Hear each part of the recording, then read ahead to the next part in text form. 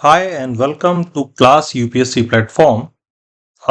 आज हम लोग द हिंदू के जो करंट न्यूज़ है उनका एनालिसिस करेंगे। तो आज का जो द हिंदू न्यूज़पेपर है उस पे हम देखते हैं कि जो टॉप स्टोरी रही है that has been that Israel tells Palestinians to leave northern Gaza. आपको पता है कि लगातार जब से इजराइल और हमास के बीच में एक वॉर सिचुएशन चल रही है, तो अभी क्या हुआ कि इजराइल ने पैलेस्टीनियंस को एक लास्ट वार्निंग दिया कि आपको नॉर्दर्न गाजा को छोड़ करके साउथ में आपको सभी लोग को around half of the population of Palestine मतलब फिलिस्तीन की लगभग आधी आबादी को उन्होंने 24 घंटे का वक्त दिया कि आपको अपने जो भी आपका गाजा पट्टी का जो एरिया है उसके सदर्न पार्ट में जाना है, क्योंकि नॉर्दर्न पार्ट को वो पूरी की पूरी तरीके से कुपाई करना चाहता है,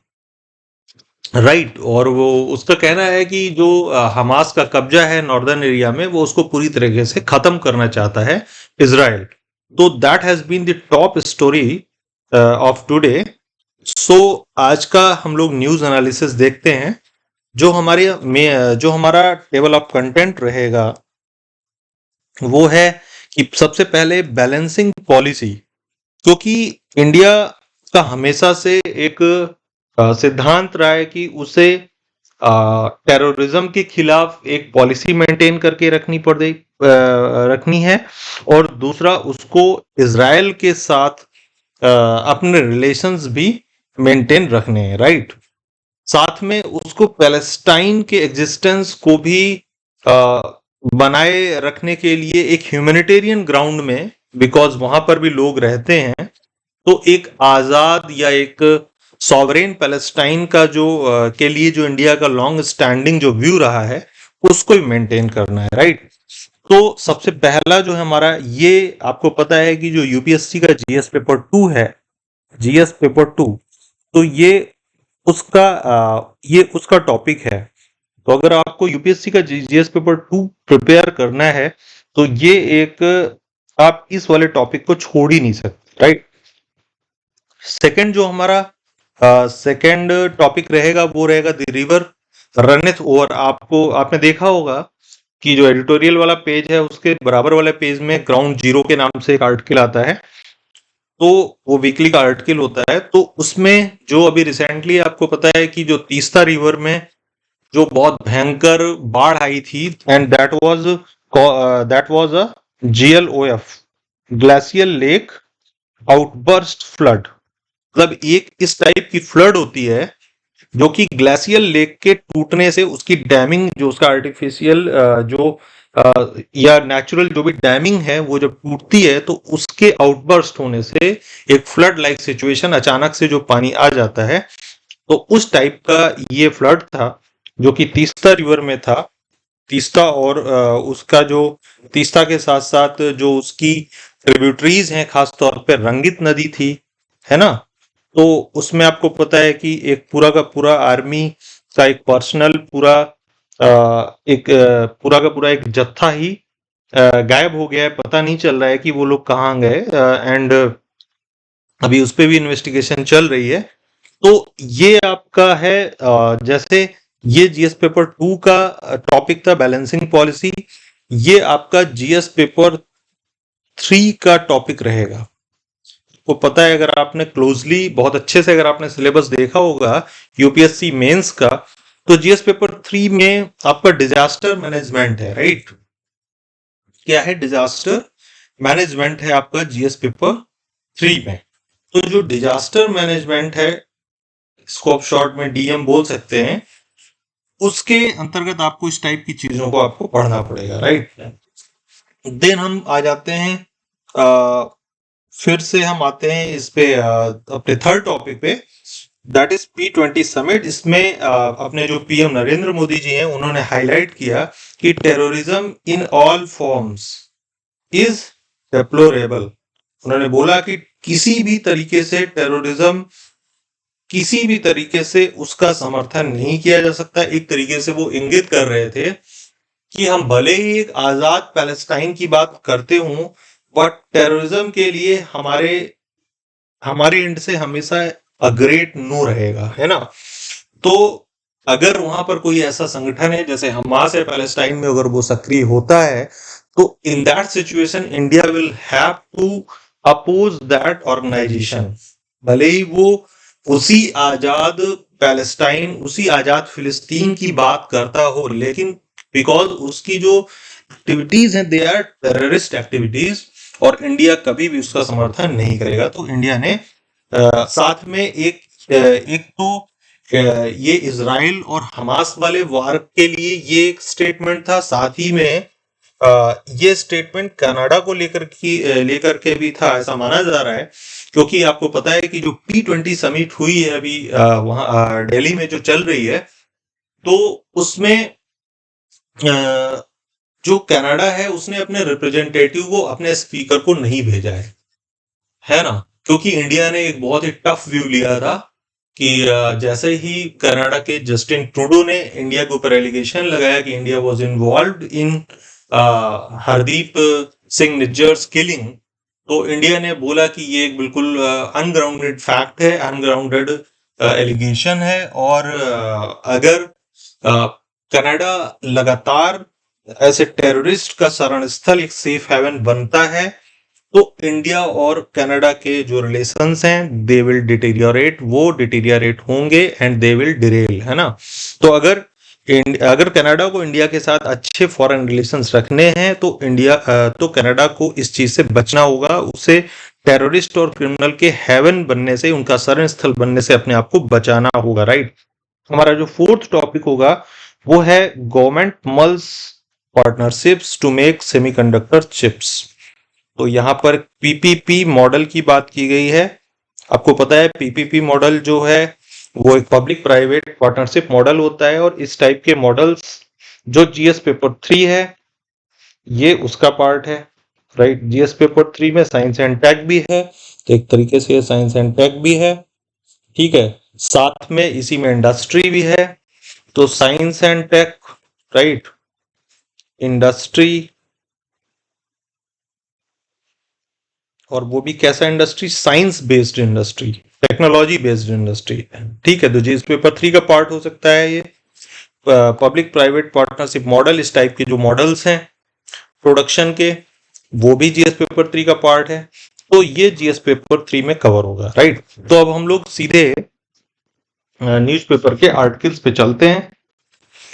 जो हमारा पहला आर्टिकल है that is balancing policy towards, ये तो मैंने एक इंडिकेट करने के लिए लिख दिया है, जो टॉपिक है बैलेंसिंग पॉलिसी, और ये बैलेंसिंग पॉलिसी किसके लिए, टूवर्ड्स इजराइल एंड पैलेस्टाइन हो सकता है, राइट। तो India must pressure Israel to act responsibly in the face of terror. मतलब एक तो इंडिया को ऐसे टाइम अचानक से हमास जैसे आतंकवादी संगठन ने इजराइल के ऊपर हमला किया, तो ऐसे टाइम पे इंडिया को हमास को अपोज करना है। एक तो इंडिया का ये स्टैंड है, राइट। सेकंड क्या है कि साथ में इंडिया का जो लॉन्ग स्टैंडिंग व्यू रहा है, इंडिया का जो लॉन्ग स्टैंडिंग व्यू रहा है वो एक संप्रभु, कल के डिस्कशन पे भी मैंने बताया था कि इंडिया ने अपनी पोजीशन को क्लियर किया है कि हम एक संप्रभु फिलिस्तीन की बात करते हैं, लेकिन ये आतंकवाद की कॉस्ट में नहीं होगा। मतलब आतंकवाद की कीमत में इंडिया इसका समर्थन नहीं करेगा, राइट। तो संप्रभु फिलिस्तीन की बात तो इंडिया करता है, आज भी कर रहा है, लेकिन ये इस तरीके से प्राप्त नहीं किया जाएगा कि आतंकवाद के बेसिस पे, आतंकवाद के सहारे एक आजाद फिलिस्तीन बनाया जाए, राइट। तो within hours of massacre of Israeli citizens by Hamas fighters, Narendra Modi tweeted India solidarity with Israel, है ना। ये इंडिया ने तुरंत बढ़ करके बोला कि वी आर विद यू, ठीक है। इंडिया ने इजराइल को समर्थन किया। क्यों? क्योंकि अब यहां पर इंडियन डायस्पोरा की बात भी है। आपको पता है कि जीएस पेपर 2 में इंडियन डायस्पोरा भी है, इंडियन डायस्पोरा आप जानते हो, अगर मतलब भारत के जो भी लोग किसी देश के अंदर रहते हैं विदेश में जाके, तो they are part of Indian diaspora. आपको पता है कि बहुत सारे इंडियंस इज़राइल में जाकर के रहते हैं, तो जो they are part of Indian diaspora, वो भारतीय डायस्पोरा, भारतीय समूह के एक पार्ट है, और इंडिया को उनको भी बचाना है, क्योंकि अब हमास उनके ऊपर अगर हमला कर रहा है, दे आर अवर सिटीजन्स, है ना, हमारी जिम्मेदारी है उनको बचाना। अभी इंडिया ने एक ऑपरेशन अजय भी स्टार्ट किया है, आपको मालूम है कि ऑपरेशन अजय के तहत इंडिया एक जत्था पूरा का पूरा लेकर के आ भी गया है इजराइल से, है ना, और वो लोग काफी खुश, उसकी तस्वीर जारी की थी। तो ऑपरेशन अजय इंडिया चला रहा है, राइट। और वहां पर एक ये पूरा का पूरा एक ग्रुप रहता है ना। मतलब एक तो इंडिया का कंसर्न है कि आतंकवाद को इंडिया को अपोज करना है, दूसरा कंसर्न क्या है, हमें अपने जो हमारे नागरिक हैं जो कि इजराइल में रह रहे हैं, वहां पे काम कर रहे हैं एज ए वर्कर, तो उनको या स्टडी कर रहे हैं, उनको हमें उनकी भी सिक्योरिटी सेफ्टी देखनी है। ठीक है, तो इसलिए हम इजराइल का समर्थन कर रहे हैं। We have our own interest. Okay, हम ऐसे ही नहीं whimsically हम कि उसका समर्थन कर रहे हैं। हमारी जो फॉरेन पॉलिसी है वो हमारे हित के लिए होती है। जहां पर भी राष्ट्र हित की बात आएगी, हम फॉरेन पॉलिसी को उस तरीके से हम उसको डायरेक्ट करेंगे, राइट, जहां से हमारे हम अपने हितों को साध सकें, अपने हितों की रक्षा कर सकें। तो इसमें एक पूरी टाइमलाइन दी है इस आर्टिकल में कि आप यहां पर देखेंगे इस वाले पैरा में कि सिंस 1992 इंडिया ने एक टर्न अराउंड लिया, और इंडिया ने अपने डिप्लोमेटिक टाइज इजराइल के साथ भी बनाने शुरू किए, इजराइल के साथ अपने संबंध बनाने शुरू किए, जबकि पैलेस्टीनियन कॉज मतलब फिलिस्तीन, आजाद फिलिस्तीन की मांग को भी हमने बनाए रखा। ठीक है, और नरेंद्र मोदी पहले प्राइम मिनिस्टर थे जो कि इजराइल में भी गए और फिलिस्तीन में भी गए, मतलब इन दोनों ही देशों में फर्स्ट टाइम अगर कोई प्राइम मिनिस्टर ऑफिशियली विजिट करके आया, दैट वाज नरेंद्र मोदी। तो यानी कि जो मोदी जी का जो पीरियड था वो इजराइल, इंडिया का जो इजराइल के साथ संबंध है या फिलिस्तीन को लेकर के जो इंडिया का लॉन्ग स्टैंडिंग व्यू रहा है, उसमें इनकी महत्वपूर्ण भूमिका रही है मोदी जी की, राइट। और ये एक और फैक्ट इसमें आपको याद रखना पड़ेगा कि 2017 में India voted against US and Israel for an attempt. 2017 में क्या हो रहा था कि यूएस और इजराइल मिल करके एक ऐसा प्रस्ताव लाए कि यूनिलैटरली वो जेरूसलम को इजराइल की कैपिटल घोषित करना चाहते थे। इंडिया ने उसके अगेंस्ट वोट किया, ये बहुत बड़ी बात है। यानी कि एक तरीके से इंडिया ने फिलिस्तीन का जो वजूद है उसको बनाए रखने के लिए इंडिया ने उसके अगेंस्ट जाके वोट किया, जबकि अमेरिका और इजराइल दोनों आपको पता है कि इंडिया के अच्छे सहयोगी देश थे 2017 में भी।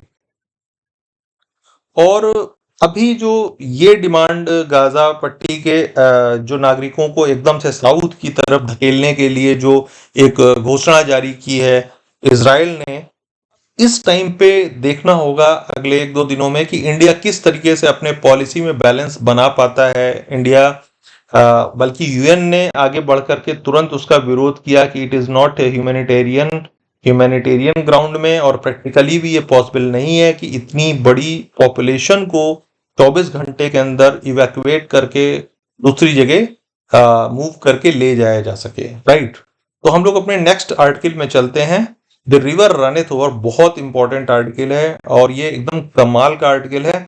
इसको आपको बहुत अच्छे से एनालिसिस इसकी सुननी होगी, राइट, पूरा ध्यान से। ये क्या हुआ, एक ग्लेशियल लेक है लोनाक, ये लोनाक ग्लेशियल लेक है। कहाँ है ये? सिक्किम में।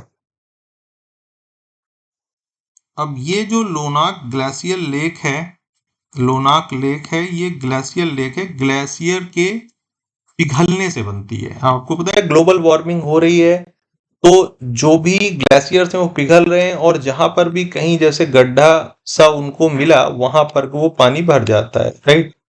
अब पानी भर जाता है और यहाँ पे जो कंकड़ पत्थर है यहाँ पे जमा हो जाते हैं। कभी ये जो आर्टिफिशियल जो डैमिंग है ये वाली, ये अगर कभी ब्रीच हुई, टूटी, तो ये पानी अचानक से फिर आगे के हिस्से में बड़ी तेज स्पीड के साथ बह के जाता है, और जहां भी जाएगा ये एक फ्लड लाइक सिचुएशन क्रिएट करेगा। इस टाइप के जो फ्लड है उनको बोलते हैं ग्लेशियल लेक आउटबर्स्ट फ्लड, है ना। ग्लेशियल लेक के आउटबर्स्ट मतलब उसके अचानक से फटने से जो आए हुए फ्लड है। तो अभी जो रिसेंटली फ्लड आया है सिक्किम में, वो इसी टाइप का ग्लेशियल लेक आउटबर्स्ट फ्लड है, राइट। तो सबसे पहले बात आपको ये समझ में आई, ये इस पूरे पैरा में ये दिया गया है कि किस तरीके से 4 अक्टूबर को ये घटना होती है। और जो रंगीत नदी है वो बहुत अचानक से उसमें पानी बढ़ जाता है, और चूंकि वो तीस्ता की सहायक नदी है रंगीत नदी, तो तीस्ता का बेसिन में भी पानी एक्स्ट्रा आ जाता है, और वो पानी जहां जहां से निकलता है वो वहां वहां अचानक से जो फ्लैश फ्लड आती है, जो जीएलओएफ आती है, उसकी वजह से वहां पर ब्रिज टूटते हैं, बहुत ज्यादा डैमेज होता है, बहुत सारे लोग मर जाते हैं। ठीक है, तो ये पूरा, और खास तौर पे ये जो दो टाउन्स हैं रांगपो और सिंगटैम, जो मेन डैमेज हुआ है वो इन दो जगहों पर हुआ है। ये सिक्किम के मैप में इसको दिखाया भी गया है कि where is Singtam and where is Rangpo. ठीक है, ये दोनों को लोकेट किया गया है। आपको एक तो इनकी लोकेशन पता होनी चाहिए। जो रांगपो टाउन है वो किस डिस्ट्रिक्ट में आता है? पाक्योंग डिस्ट्रिक्ट में आता है। यहाँ पे इतनी पॉपुलेशन है, यहाँ पर रांगपो रिवर जो कि तीस्ता, मतलब कि अब आप समझिए पूरा कि रांगपो नदी तीस्ता की सहायक नदी है, रंगित भी तीस्ता की सहायक नदी है। तो एक तो आपको यहाँ की ज्योग्राफी का आइडिया इससे हो जाता है इस आर्टिकल से, कि सिक्किम की मोस्ट इंपॉर्टेंट रिवर कौन है? तीस्ता। ठीक है, इसकी सहायक नदियां कौन सी हैं जो तीस्ता में आके गिरती हैं? एक तो है रंगीत नदी, राइट। जो रंगीत नदी है इसको वहां की लैंग्वेज में रुंगन्यू भी बोलते हैं, ये सबसे पहले ही ऊपर लिखा हुआ है रुंगन्यू। ठीक है, दूसरी नदी है रांगपो। ये दोनों ही तीस्ता की ट्रिब्यूटरी या सहायक नदियां हैं। ठीक है, तो जो रांगपो रिवर है वो उसके किनारे जो कस्बा है उसका नाम भी रांगपो है, उसी रिवर के नाम से। तो बहुत बैडली हिट हुआ है, सबसे ज्यादा वहां पे काफी सारा डैमेज हुआ है। ठीक है, और जो सिंगतम है, दूसरा कस्बा है सिंगतम, जहां पर काफी सारे ब्रिजेस टूटे हैं और वहां पर डैमेज हुआ, राइट। तो हम लोग और ये जो जीएलओएफ जो अभी मैं बता रहा था, ग्लेशियल लेक आउटबर्स्ट फ्लड है, जो कि ये आई है डिजास्टर के फॉर्म में सिक्किम में, इसके पीछे इससे क्या क्या हुआ है? इससे तीस्ता थर्ड हाइडल प्रोजेक्ट जो कि चुंगथांग में है, वाया द लाचन रिवर, एक रिवर और है लाचन रिवर जो आपको दिमाग में रखनी है। ठीक है, तो लाचन भी आकर के तीस्ता में फाइनली मिलती है। तो ये रंगीत, लाचन और ये पीछे जो बताई रांगपो, ये सारी तीस्ता की सहायक नदियां हैं। नेक्स्ट जो भी आपका एग्जाम है उसमें सारी इंपॉर्टेंट ये रिवर सारी इंपॉर्टेंट रहेंगी, यूपीएससी के एग्जाम में पूछी जा सकती हैं, राइट। तो चूंकि आपको पता है कि हर साल यूपीएससी जब भी प्रीलिम्स लेता है तो उसमें ये रिवर और उसकी ट्रिब्यूटरी जैसा एक क्वेश्चन होता ही होता है। ठीक है, तो ये जो डैम है, ये कंक्रीट डैम, ये काफी डैमेज हुआ। ठीक है, और इस जो चुंगथांग में था, तो ये एक डैमेज हुआ है इससे। और ऐसा क्यों हुआ है इसका पूरा यहाँ पर दिया हुआ है कि इसकी ग्रॉस कैपेसिटी कितनी थी डैम को की होल्ड करने की, लेकिन जब ग्लेशियर लेक फटती है तो उससे एक्स्ट्रा पानी आ गया, और वो एक्स्ट्रा पानी फिर वो डैम होल्ड करने की कैपेसिटी नहीं थी, वो आगे बढ़ के चला गया। फाइनली एक जो सबसे बढ़िया जो इसमें मुझे जो लगा कि जो सबसे बढ़िया रिमार्क दिया है वो सिक्किम के चीफ सेक्रेटरी ने दिया है, जिन्होंने इसके जो पॉसिबल कॉजेज हैं और जो early warning and control system था वो क्यों नहीं काम किया, उसके ऊपर उन्होंने प्रकाश डाला है। उन्होंने बताया है कि एक अफवाह है कि एक्सप्लोजिव वगैरह जो वहां पर डैम के कंस्ट्रक्शन में जो यूज होते हैं, विस्फोटक वगैरह, उससे शायद ऐसा हुआ है। तो उन्होंने कहा उसको भी हम देखेंगे, इन्वेस्टिगेट करेंगे। दूसरा ये है कि यहाँ पर एक एडवांस वार्निंग सिस्टम बनाया गया था स्विस डेवलपमेंट कारपोरेशन के साथ मिलकर के, एनडीएमए ने, और जो सिक्किम की स्टेट डिजास्टर मैनेजमेंट अथॉरिटी है और स्विस डेवलपमेंट कारपोरेशन ने मिलकर के लोनाक लेक और जो उसके साथ वाली एक लेक थी साकोचू लेक है ना, लोनाक और साकोचू, ये दोनों लेक्स के नाम भी इम्पोर्टेंट है कि ये लेक कहाँ पर है, सिक्किम में है। तो यहाँ पर एक वार्निंग सिस्टम बनाया गया था, बट इन्होंने कहा कि most probably the system was not working when this incident took place. मतलब बहुत ज्यादा संभावना है कि ये घटना जब हुई तो ये सिस्टम काम नहीं कर रहा था। तो why the system was not working, है ना, ये सारी चीजें। अब ये डिजास्टर मैनेजमेंट के लिए एक बहुत बड़ी केस स्टडी हो गई ये घटना जो हो गई। ये जो ग्लेशियर लेक आउटबर्स्ट फ्लड आया है, डिजास्टर मैनेजमेंट के लिए, आपके लिए कोई भी क्वेश्चन आपको इस टाइप का आएगा मेंस में, you can put this thing as a case study कि ऐसा ऐसा हुआ था, वहां पर एक वार्निंग कंट्रोल सिस्टम था, एडवांस्ड वार्निंग सिस्टम था, that was not working due to that, है ना, वहां पर डैम्स बहुत ज्यादा एक्स्ट्रा बनाए गए थे जिसकी वजह से भी इस टाइप का डिजास्टर आया। नेक्स्ट आर्टिकल है हमारा, टेररिज्म को हाईलाइट किया है कि टेररिज्म फॉर एनी रीजन और any form in any form can not be accepted. ये अपने पीएम ने, जो अभी P20 वाली समिट हुई है दिल्ली में, जो दिल्ली का यशोभूम कन्वेंशन है, उसमें ये समिट हुई जिसमें कि उन्होंने इस बात को हाईलाइट किया, क्योंकि वो ऐसा जो अपने पीएम नरेंद्र मोदी जी हैं, वो एक संकेत देना चाहते हैं फिलिस्तीन को भी और साथ में कनाडा को भी, कि कनाडा चूंकि एक लगातार आतंकवादियों का शरण स्थल, एक सेफ हेवन बनता जा रहा है, सेफ हेवन बनता जा रहा है, शरण स्थल बनता जा रहा है। कौन बनता जा रहा है? कनाडा। इन्होंने, और कनाडा ने इसके विरोध स्वरूप, कि इंडिया ने ऐसा बोला हमें, इसके विरोध स्वरूप कनाडा ने अपने जो उनके स्पीकर थे उनको नहीं भेजा है इस समिट में, जो P20 समिट हुई है।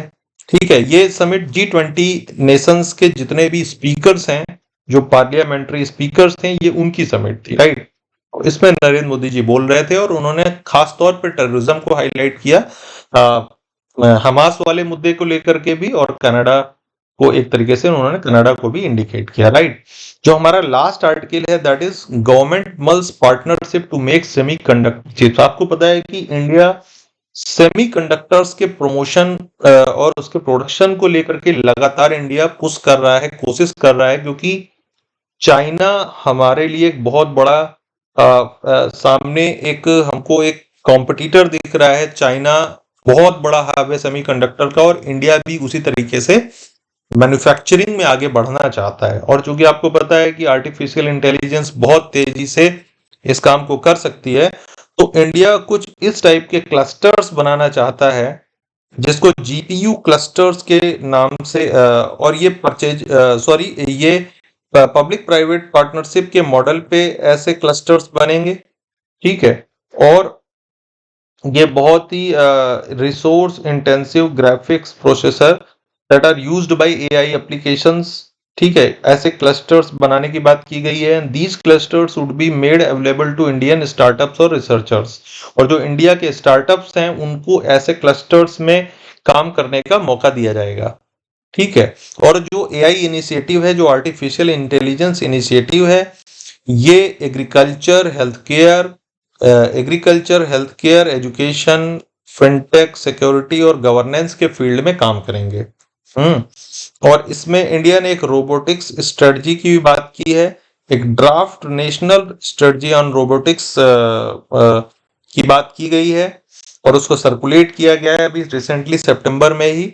तो उसके कुछ पॉइंट्स हैं, while robotics is a multidisciplinary technology that has the potential to transform and disrupt a wide range of sectors and industries. Its adoption to date has been primarily driven by economic motivations. मतलब हम robotics या AI technology को तभी अपनाएंगे ना, जब कि वो हमारे इकोनॉमिक रीच में होगी, है ना। इकोनॉमिक मोटिवेशन होना चाहिए उसमें कुछ, तो उसी मोटिवेशन को पैदा करने के लिए इस तरीके के जीपीयू क्लस्टर्स की बात की गई है। तो ये जो एक इंपॉर्टेंट टॉपिक रहेगा जीपीयू क्लस्टर्स, राइट। तो और ये किस पे बेस्ड होंगे जीपीयू क्लस्टर्स, ये कैसे बनाए जाएंगे, ये बनाए जाएंगे पब्लिक प्राइवेट पार्टनरशिप मॉडल पे, ठीक है। तो ये इंपॉर्टेंट आर्टिकल्स थे आज के, और इसी तरीके से हम लोग आ करके और इस टाइप के एनालिसिस डिस्कशन करते रहेंगे। Thank you all for today.